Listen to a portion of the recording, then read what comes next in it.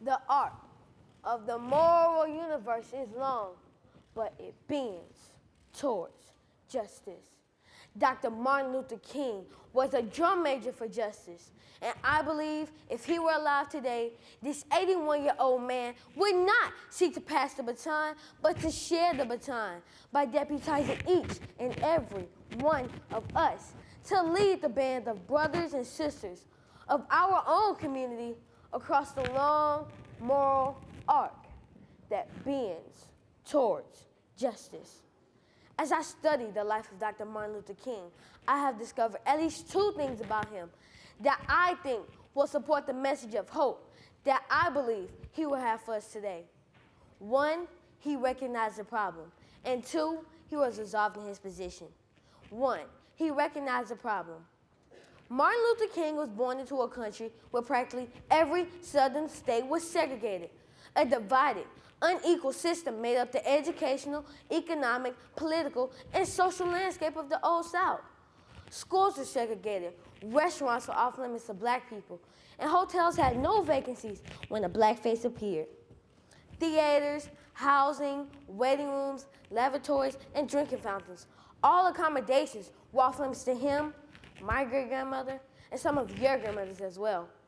That's the problem. And two, he was resolved in his position.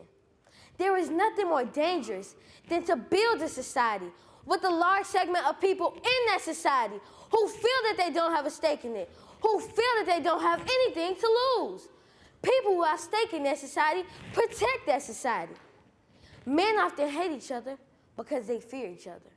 They fear each other because they don't know each other. They don't know each other because they cannot communicate. They cannot communicate because they are separated. Our lives began to end the day that we become silent about things that matter.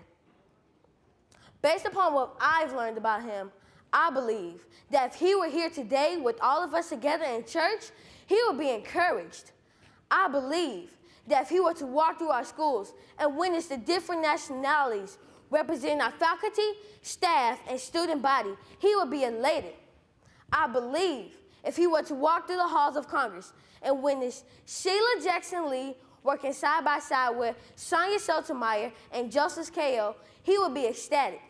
And I believe if he were to walk through the halls of the House on 1600 Pennsylvania Avenue and witness that the current resident looks like him, he would be impressed to tears.